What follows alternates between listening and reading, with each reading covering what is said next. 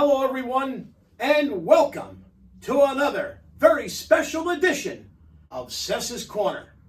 And today, ladies and gentlemen, I have the pleasure of being with a very dear friend of mine, but more importantly, a gentleman who is helping, to change many, many lives, indirectly and directly.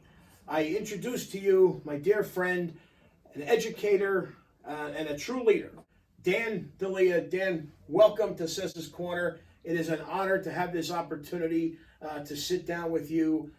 And, I got to say, we took a good look at your shirt, okay? And, folks, you may be wondering, what's this all about? Well, you're about to find out, okay? Because what this stands for is release your full potential. Release your full potential. And we're going to find out, we're going to go through a process here where we're going to explain to everyone exactly what that means and ultimately how we can pursue releasing our full potential and how we can achieve the best investment and the greatest investment of all, which is to invest in ourselves. And Dan, again, I want to thank you so much for this opportunity.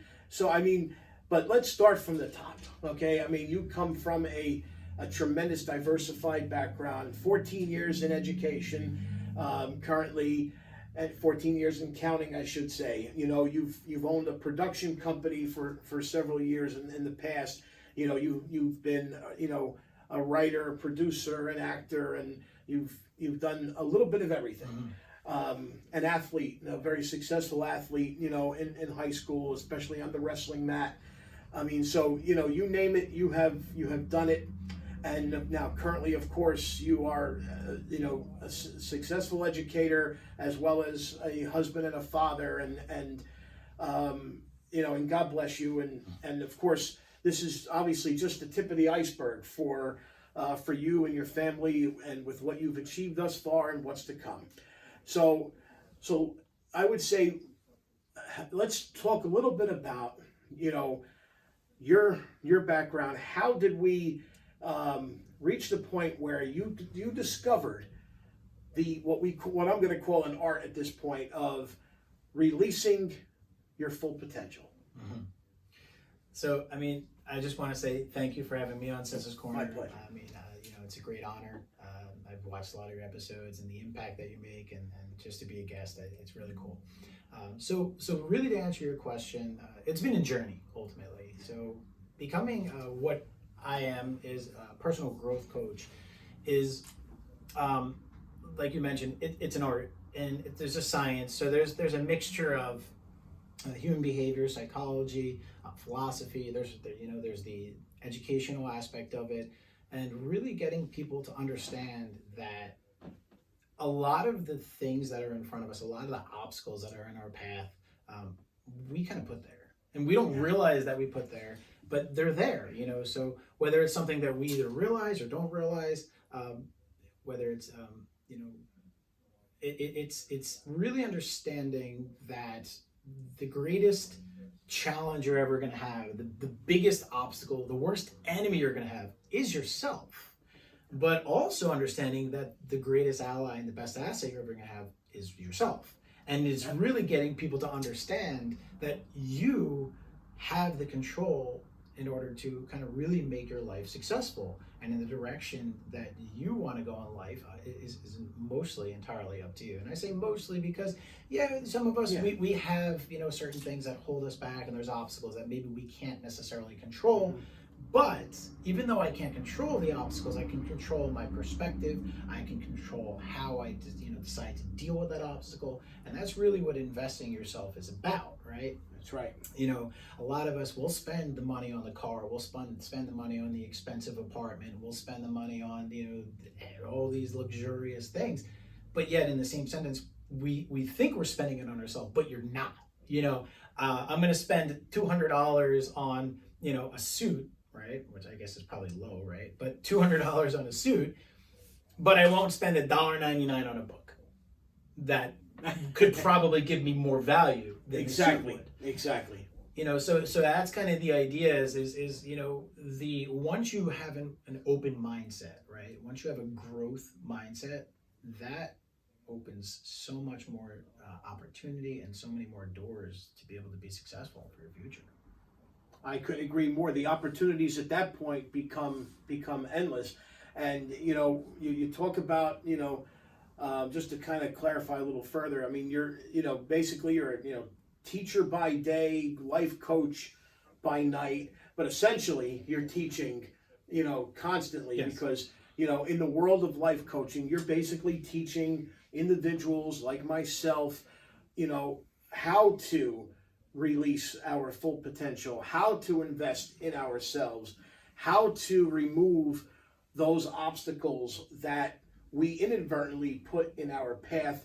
And granted, yes, there are things that are beyond our control, and you're 100% right. How we handle those things, how we handle adversity overall, okay, is an absolute defining way of how we overcome the things that we can't control, or how we make the best of what we can't control. I couldn't put it any better. And of course, it is a challenge. It's an ongoing challenge for all of us. And the good way to sum it up is you're trying to change the world one person at a time, one day at a time. Yes. So, again, it's been a process, and I've been doing this for about 5 years now. And, the amount of people that I've impacted directly and also indirectly, it's pretty amazing. I have people that will constantly message me or reach out and say, I saw this post that you did, I saw this video that you did, and it really resonated with me. And, I really changed the direction. Giving a quick example, it was about a year ago, I was working with a client, and really nice, ambitious young lady, and I sat there, but the family that she came from was very demanding. They just put a lot of pressure and demanding on her, and she really had this preconceived notion that she never was good enough. So I sat there, and this was a big moment. I mean, this really, I can't put into words how I felt, the impact that I made in this young lady's life. But I said to her, I said, listen, you are worth it. And I looked at her and I said, you're worth it. And she just started tears streaming down her face. Because she'd never heard that before. She had never, she had this idea, I'm not good enough. I'm never going to be good enough in the eyes of my parents. And I'm never going to be able to achieve enough. And I'm never, and it's just constantly trying and trying and trying. Yeah. And I said, listen, you're worth it. You are good enough. And for her just to hear that opened up everything in her mind, and the amount of success that she's had since hearing that is overwhelming. I can imagine. So it's just it's really interesting when you work with individuals and when you're doing a video or you're doing something. I'll put a post out, and I really have learned not to try to make it about me, because it's not about me. If I put a post out, I'm trying to make it about someone else, and I'm trying to see how they're going to respond to it. Even if it doesn't get any likes, no traction, I know someone is seeing it. I know they're seeing it, and that's why I do it.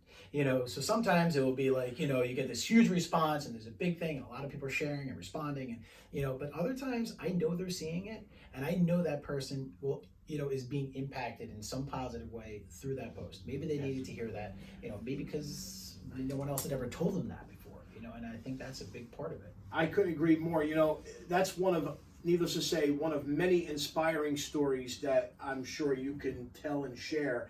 And, you mentioned about posting. I have the pleasure of, being connected with you on Facebook as well. And I remember, we all know what a very challenging year this 2020 has been with the COVID pandemic and just the overall state of affairs in our country and in the world around us. It's been a very chaotic year, generally speaking. But I remember one particular post that you put up a few months back that caught my eye, and I have to admit, I didn't react as well to it initially as I should have. Okay, but you put a post up about how everybody was commenting about, how horrific this year has been, and you put a post up where you talked about, advances you were making in your career, about, you were in the process of purchasing, I think your second investment property, and you were talking about the positive things that you were still accomplishing, in this 2020, despite everything that had been going on, and you were obviously trying to get everyone else to look at this year from a different perspective of, yes, we're in, challenging, troubling times overall, but, here's what you can still accomplish, despite what's going on around us. And, and I have to admit, I didn't feel it at the moment when I first saw the post, but as time has gone on since then, and I started taking measures in my life to, try to turn some negatives into positives, I started to reflect back and refer back in my mind to that particular post. And I said, you know what? The revelation, it hit me. I said, you know what? He's right. You know what? Yes, it's been a crazy year, no question. But I started thinking about some of the things that I had been accomplishing throughout the course of this year. And I'm like, I understand where you were coming from with that post. And I've been able to live it. And now I can feel it and understand it. And I want to thank you for that, because it was an eye opener and a door opener for me. Even though I didn't get it right away, it still got to me. And I think that's one of the things that you're trying to achieve is, putting that out there so that, we and everyone can learn something or pick up something from it that could inadvertently help us make, again, as I said before, or at least put us on the path to, again, ultimately making the greatest investment of all, which is to invest in ourselves. And I want to, with that said, one of the things that you talk about a lot, we're going to get more into it now, is one of the key areas that we need to explore, if you will, to help us on that path is the comfort zone, and how we step out of that. So tell us more about the comfort zone. Okay. And all right, so the best way I can explain the comfort zone, it's starting to get cold out, right? Yeah. You're in your bed, it's very early, maybe 6 o'clock in the morning. Yep. You're warm, you're cozy. The alarm goes off. You hit the snooze button, right? You hit the snooze immediately. Absolutely. There's not like, okay, I'm jumping out of bed, I'm excited. Human So you hit the nature. snooze button, right? Because you're warm, you're cozy, you're comfortable, right? And that's how many of our lives are. I may hate my situation, but I understand my situation. I know my situation is familiar to me. I'm comfortable, right? And the biggest problem that we have with being in the comfort zone is that we're denying all their opportunities. I always like to look at it as the only really way you're going to make change is if you get so uncomfortable. A lobster, right? Yeah. I do talk about this, and I don't want to jump ahead, but I do talk That's about okay. this in my book, Yep. where I talk about a lobster, right? A lobster can only grow if it gets so uncomfortable that its shell actually comes off. It's naked, it's vulnerable, right? And we always think about the word vulnerable as necessarily a bad thing, Yeah. but if I am in a situation where I'm so uncomfortable, right? I only have two options. Die, basically, right? Or adapt and adjust. Now, as humans, we are very good at adapting. We don't realize how great we are at adapting, right? It's cold outside, I throw on a jacket, okay, I can go in 32-degree or below weather, no problem. Absolutely. I'm good, I'm gonna keep going with my life. It's hot outside, boom, I take off some layers, right? And I adjust, I sweat a little bit, but hey, I can adapt, right? That's what we are very good at, humans. And we give ourselves a disservice by saying, oh, I can't do that. Oh, no, that's not possible. Oh, that's gonna be tough for me. Yeah, okay, it's going to be difficult at first, right? But just like anything, and everything and anything is difficult at first. And the more we do it, the more practice we have, the more comfortable we come, right? And again, sometimes we're talking about being in the comfort zone, but if I'm more conditioned with something, if I'm more comfortable with doing it, right, that's actually kind of a good thing because we're moving towards progress. I don't mean, me just being, all right, right now in the midst of this pandemic, right? Yeah. You have people that are kind of one extreme or the other. I'm going to go out and I'm going to live my life, or I'm going to lock myself in a basement. Okay. Yep. Okay. Well, if you're locking yourself in the basement, you're probably going to deprive yourself of any sort of growth. Okay. If you're going out there, if you're being reckless, that's a different story. But if you're going out there and you're living life, then you're living life, and you're going to kind of take things as they come, right? And this is where, again, being adaptable, being able to get out of your comfort zone, saying, you know what? It's 6 o'clock in the morning. The alarm clock just went off, right? I should not be laying in bed right now, because if I do that and I hit the snooze button, I'm going to get late to work, and then there's going to be all these terrible things that are going to kind of come off as the day goes on. Yeah. So guess what? I'm just going to jump out of bed, okay? So because I know I'm comfortable right now, I have to get out of my comfort zone. I have to be uncomfortable. And a big journey in my life over the past, I'd say 2 decades, I really try to do everything I possibly can to be uncomfortable. I want to put myself in situations where I'm uncomfortable, where it's something that whether it's something I'm trying for the first time, or it's something I know I don't like to do and I have to force myself to do it. Eventually, after you force yourself to do something enough times, you're not really scared of it anymore, and then you get a little bit more familiar with it, and you're more prone to doing it. But it's that whole getting out of your comfort zone, much like the lobster. Lobsters grow again when they become uncomfortable, and then they shed their their exoskeleton, and then they grow. And that's what we have to do. We have to constantly be putting ourselves in a state of mind where we are uncomfortable, because that's really how we adjust, how we adapt, and how we grow. And it makes a lot of sense, because making ourselves uncomfortable gives us the motivation. Yes. To make the changes necessary, so that we're no longer uncomfortable with that, let's say, one particular situation, and it opens the door for that growth. And a good way to put it is, and you mentioned about your book, and we're going to obviously get more into it, but in addition to your career as an educator and as a life coach, you have now recently become a very successful author. You've wrote this book, Invest in Yourself, which we have here in front of us, and which I've had the pleasure of reading. And one of the key quotes, and there's many key quotes throughout the course of the book, which we're going to touch on, is growth can only happen once you step out of your comfort zone. And I remember when I first read that line, when it first appears, and I'm thinking to myself, what exactly does that mean? And then I'm thinking about, what's been happening in my life throughout the course of the year with my career, and I'm like, wait a minute, I think I know what he means. And of course, it made me, of course, want to read more and get more into it.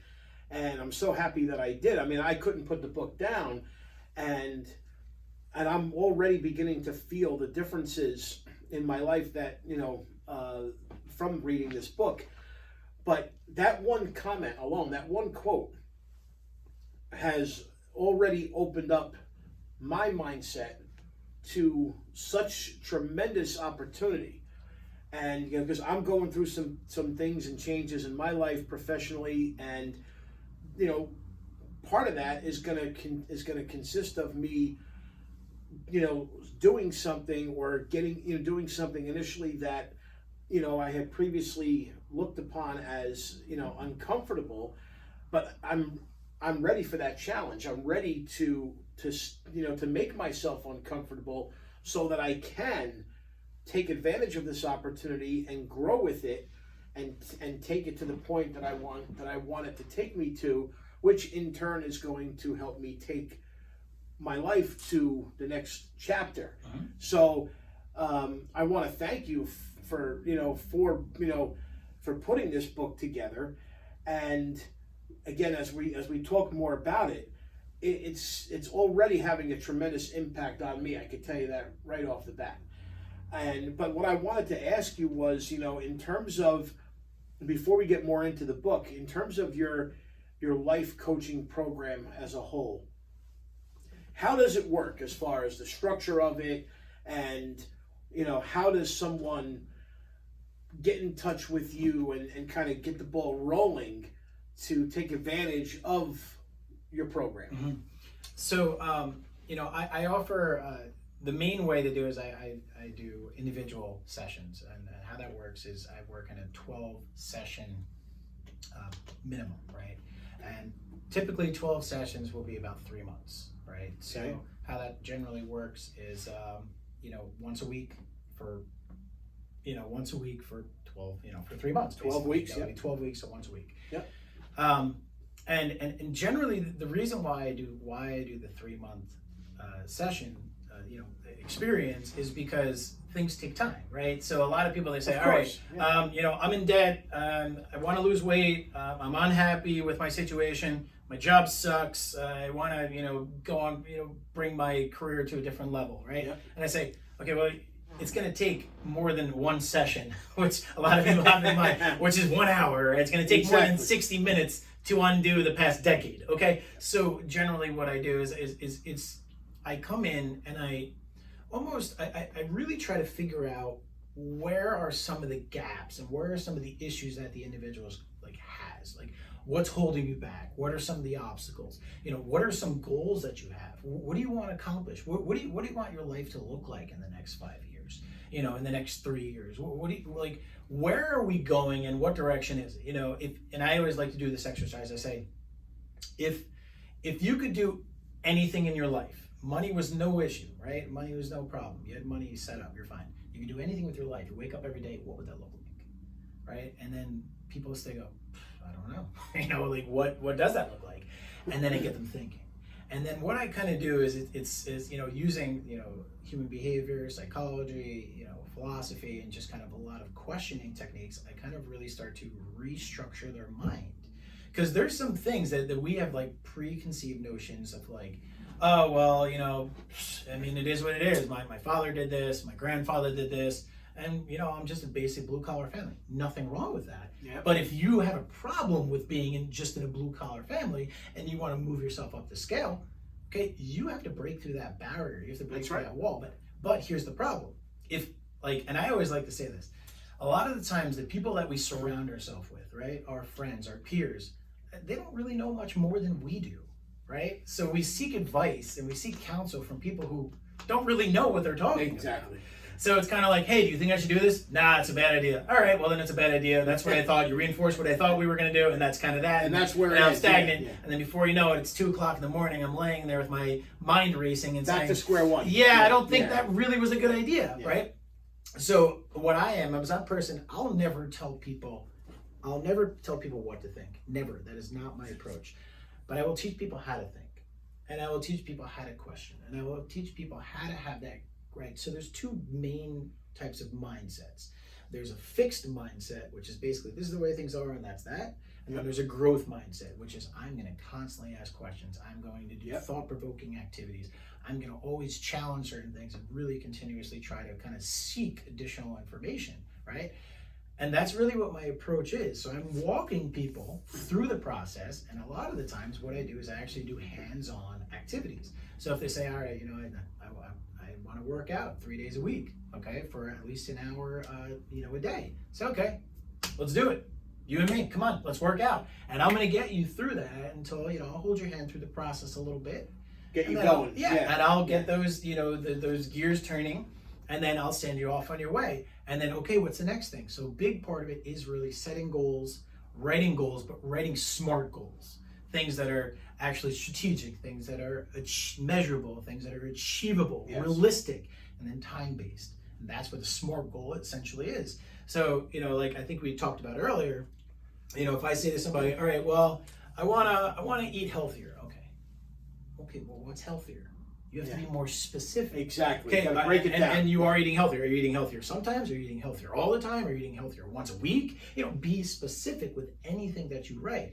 I am going to eat healthy 3 meals a day, specifically eating this, and this, right? For this period of time until I get to my goal, which maybe it's getting better blood tests or getting off medications that I'm on. Whatever your actual ultimate goal is and you're working towards it. That's what we do. It's a process. Yep. So that's really what I do when I work with my clients. We're looking at everything physically, mentally, emotionally, socially, whatever limitations you have, whatever barriers you want to break past. That's what I do. I sit there and we come up with a whole plan. It's called an action plan. We come up with everything. Like I said, I look at your life 360 degrees, and I get you to where you want to go.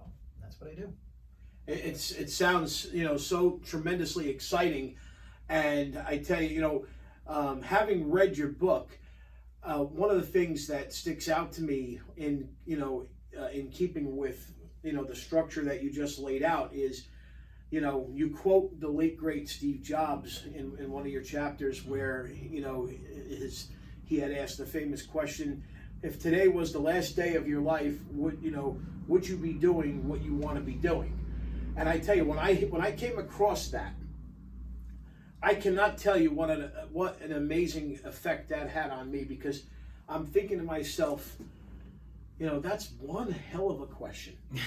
That is one hell of a question, and I tell you, in trying to come up with the answer for myself, I can only imagine how other people would react to that particular question.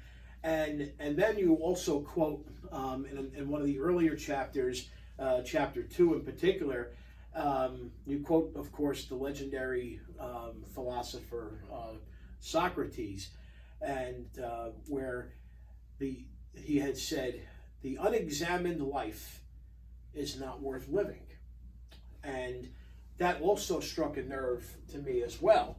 And it goes with what you're saying, and it goes back to the comfort zone and trying to get out of that comfort zone, stepping out of that comfort zone. And I tell you, it all kind of triggers the domino effect of now we're gonna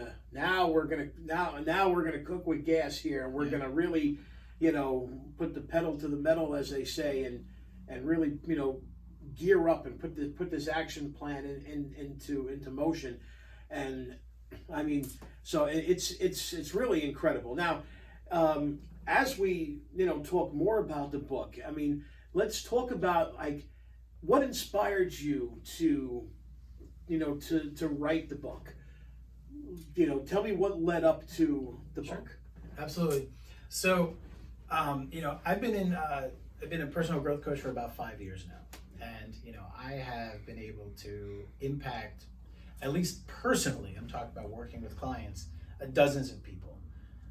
The only problem with that is there's two main issues. One, I'm not hitting enough people. I'm not. I know that I'm not hitting enough people. With the skills that I have, the knowledge that I have, the impact and value that I can provide, I'm not hitting enough people.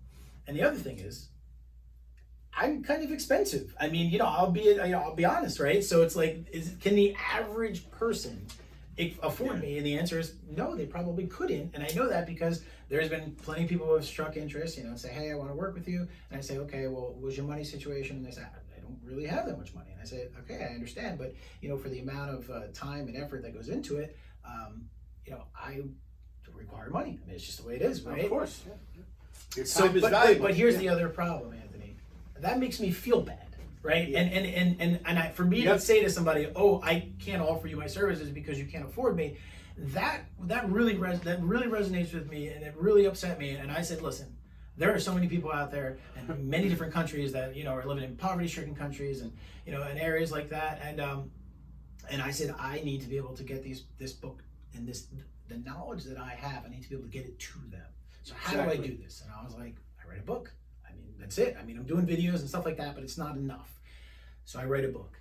And it took me 3.5 years to write the book, to figure out what the book was about. I mean, what you have here, this right here, it looked nothing like that when it initially started. I could imagine. I mean, I was like, what am I writing about? I was like, maybe I'll write about health and food and stuff like that. And I was like, and then as I was, continuously working with clients and doing videos and re-examining and reading books, I mean, reading more books than you could ever even imagine, right? And getting all this knowledge and content and information. And I was like, as I was reading, I was writing. And as I was writing, I was digesting and I was figuring it out. And then it just really started to evolve. And it took me 3.5 years to write the book. And this is the final version. And the idea is everything that I kind of learned over the past, I'd say 15 years, I just put into the book. And I said, for the price of what originally was $20, right? It was $19.99, and then $6.99 for Kindle. I'm doing a special between now and Christmas because I really just want more people to read it. Of course. Like, that's what I care about. Like, I don't want someone to be like, I don't have $20, and I'm like, all right, then here, it's $14.99. You know what I mean? Like, I'm trying to give you literally anything to like remove the excuses so that it can be in front of you, that you can read it and just look at it. And literally right now for the Kindle, it's $1.99. You're telling me you don't have $2? That's less than a cup of coffee, right? Yep. You read it. I'm telling you, the value that you can have is going to be endless, priceless. So what it comes down to is, I wrote the book because I want people to see it. I want people to have the reaction that you have. I want people to change their lives. That's what I want. The great quote, the Bronx Tale? Of course. Right? He says this quote, he goes, the saddest thing in life is wasted talent. And there are so many people, I know you're artistic, I know you're creative, I know you're smart, I know you have this mathematical mind, I know you can build things like no one else, but you're not doing it because you just went with the basic, okay, this is safe, this is my job, I'm making an income, I'm doing it, I'm taking care of these things, and we just let all these obstacles and all these other things just get in our way and prevent us from being who we want to become. And that's what this book is about. So I felt like it was one of those things where I would lay up at night, and if I wasn't writing, I remember I used to have not arguments, but conversation with my wife, and and I was like, and she's like, you gotta read, you gotta write, you gotta do this stuff. And I said, I know, but there was no joke. I'd say about five different circumstances where I was like, I'm gonna quit. I'm not writing that book. I can't do it. People aren't gonna like it. It's gonna suck. It's not, I'm done. And she'd have to talk me off the ledge and say, you have to do this. Remember why you're doing this. And I was like, yes, you're right. For everybody else. I'm writing it for everybody else. And I was like, and if someone gets it in front of them and if it doesn't have the impact, they weren't ready for it. And that's what I look at it. I can't take accountability if someone doesn't like the book because they maybe just weren't ready to read it. And I think that's a big thing. And this book, right, is not for everybody, but this book is for anybody. Okay. Exactly. And if you're ready to make an impact and ready to make a change, that's why I wrote it. And thank heavens that your wife did, talk you off the ledge. Yes. And, because, and you know what? I think you have to go through those trials and tribulations to eventually end up with the product that you ended up with.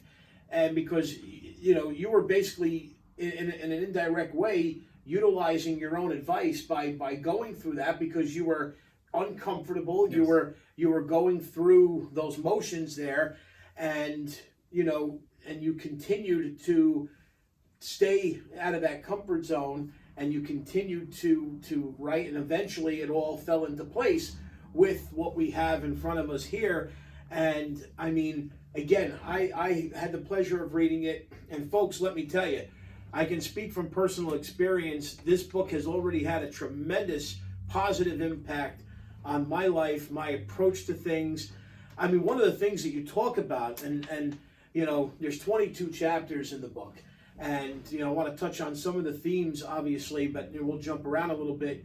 But one of the key things that really struck a nerve with me is you talk about Mondays and how everybody normally views, oh, here we go again, Monday morning, it's doom and gloom, and you lay out a perspective about chapter 3 in particular is where you talk about this, where you lay out the perspective about Mondays, not looking at Mondays as dreading Mondays or the doom and gloom, but as the beginning of a new opportunity, a new way, a new week, fresh opportunities, fresh ideas, wake up on a Monday morning with excitement, with ambition, and I tell you, I never looked at it like that before, until now. Thanks to your book, I now no longer dread Mondays because I look at what's going on in my life, and I look at every Monday as the beginning of another week that I'm going to make as positive and as productive as I can to continue to pursue the goals that I'm pursuing, okay, and I have several that I'm pursuing at the present time, and the continued growth of Sessa's Corner right here and now is a prime example of one of them. And I can't thank you enough for that fresh perspective, and because you're the only person that's gotten me to not dread Mondays any longer. So for that alone, I mean, this belongs on the New York Times bestseller list as far as I'm concerned. And one of the other key things from, I believe it was chapter 4, you talk about identifying the barriers, identifying the problems, and you quote, of course, the legendary late great Winston Churchill, who said, "When there is no enemy within, the enemies outside cannot hurt you." Perhaps one of the most powerful statements that may have ever been said. And I tell you, when I read that and I'm thinking about that, I'm like, you know what? This is so true. Yes. And I mean, sometimes you just have to really, really, read and dissect something and give it a chance to hit you. Yes. It may not necessarily hit you from the first moment you read it, but then kind of let it sink in and let yourself absorb it. And once I did that, I'm like, from someone who has had issues with some fears in the past, and I've gone through measures to conquer some of those fears, it really, really hit home to me, because once I conquered those fears and I removed those barriers, I was now able to enjoy certain things in life that I previously could not enjoy. And I love the way you break down fear. Okay, you make an acronym out of it: false evidence appearing real. Yes. Okay, and tell me a little bit about how you came up with that, and if I may. Sure. So I mean, I can't take full credit for that. I have heard other motivational speakers reference fear. I believe it was Les Brown who actually originally talked about fear, and he said, fear is false evidence appearing real. And what that, I mean, basically, I mean, it sounds like it, the way that it's broken down is, let's say, for example, let's say I'm really scared of, going running right now, because I haven't ran in a while and I'm probably out of breath, and my endurance is not what it should be. Yeah. But what happens often is like, okay, I set in my mind I want to go running, and then the fear starts coming in. Well, what if I get out of breath? What if it hurts? What if I fall? What if I sprain my ankle? What if something happens where I miss the curb? And then I don't really think I should do it, so forget it. I just won't run. And so what that happens is all these ideas pop into your head, and there's no facts, there's no basis towards these things. It's just things that just kind of, I now fear, right? And I talk about somebody, let's say, changing jobs, right? And if I'm unhappy with my job and I want to leave, right? This is how the process goes. So this will be where the false evidence, right? This is false. This is your brain basically saying, oh no, these are facts. No, they're not based off of anything. So, okay, I want to change my job. All right, well, what if I don't get another job? And what if I do get another job, but I don't like my boss? And what if I don't have good coworkers? And what if it takes me too long to get to my new job? What if I get lost? And then you start going into all these things. Your brain literally just goes into this crazy overdrive, world, right? Yeah. And it's like, okay, so, and then you take a moment and you say to yourself, all right, now I want you to actually cross-reference and fact-check every one of those things you said. Yeah. So it's more the idea of fear, right? Or if I just say to somebody, I say, behind that door, you got something waiting for you, right? And you're like, well, maybe I shouldn't open that door then. And then you open the door and there's nothing, right? There's nothing behind the door. And you're like, oh, so all that fear was made up. Yeah, it's right. So it's that's the idea, behind the fear. Most of the time it's completely made up, and we don't really have any evidence or any sort of fact to be able to back it up. So that's where I realized that most of the time when you do something, right, it's that initial fear that's preventing you from doing it, and just push past it. Go ahead. Absolutely, absolutely, and that is definitely a key. There's no question about it. Hey, folks, this concludes part 1 of episode 16 of Sessa's Corner, featuring my special interview with Dan D'Elia. Stay tuned for part 2 of Sessa's Corner, episode 16, featuring the conclusion of my special interview with Dan D'Elia.